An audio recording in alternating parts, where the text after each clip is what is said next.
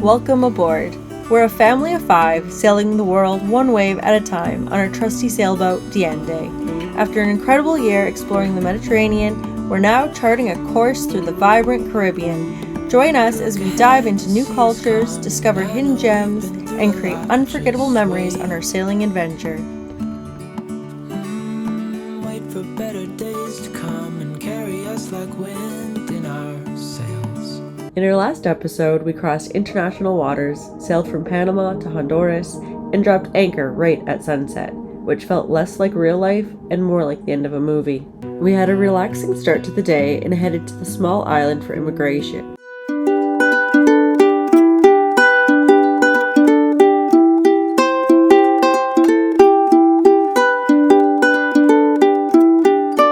We passed Dunbar Rock, and I swear, I think I found James Bond's secret hideaway. Should we go in for a martini? Shaken, obviously. We checked into Honduras in Guanya. It was small, colorful, and instantly charming. This is the kind of place that doesn't try to impress you. It just does. The immigration officer was genuinely lovely. He wanted to talk, ask questions, tell stories. It felt less like checking in and more like being welcomed. Still very professional.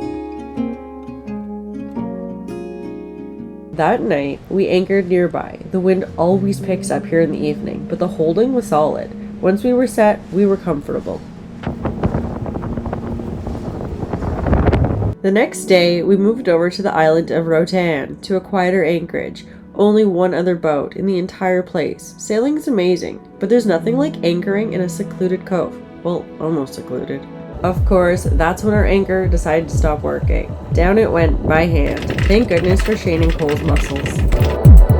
Our dinghy outboard had broken back in San Andres. With the unpredictable winds here, exploring was officially off the table. But honestly, after the Panama crossing, we were okay with that. We just shrugged and said, okay, cool, we'll stay in. And Addie was excited to do some baking, of course.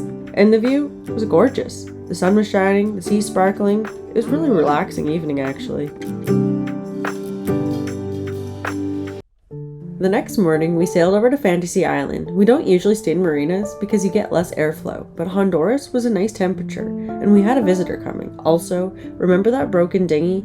Yeah, paddling everywhere with a guest wasn't exactly ideal.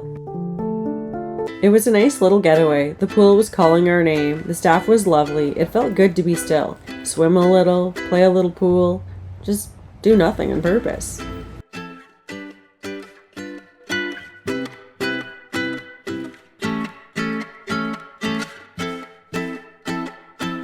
And let's talk about the absolute legend Tish from Fantasy Island, who arranged a driver to pick up my mother-in-law from the airport and bring her straight to our boat.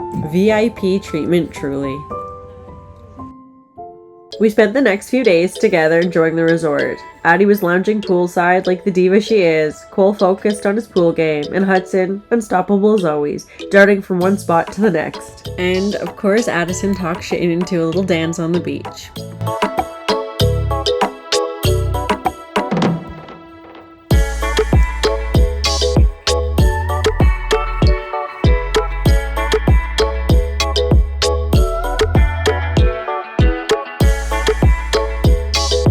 The resort even put on a small show the one night.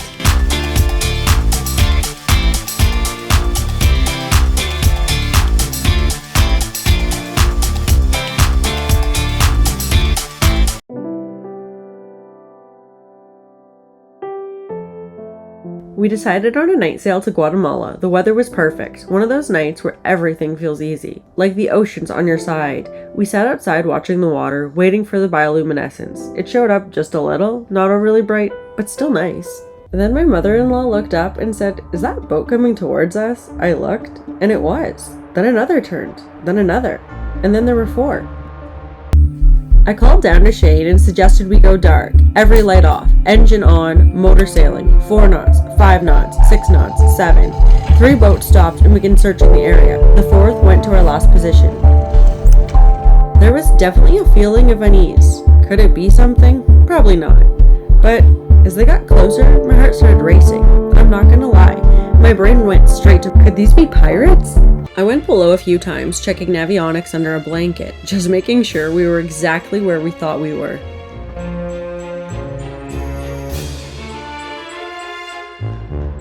Then we had to pass a large vessel in complete darkness. We slowed down and slipped just behind them, close enough that they definitely saw us.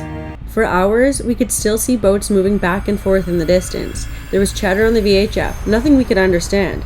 We never did get an answer. We finally reached the outskirts of Guatemala. We dropped anchor in what felt like the middle of the ocean and got some sleep. We'll never know who those boats were, and I'm really glad we didn't have to find out. It's funny how calm everything feels in the daylight, and how different it feels when you're living it in the dark.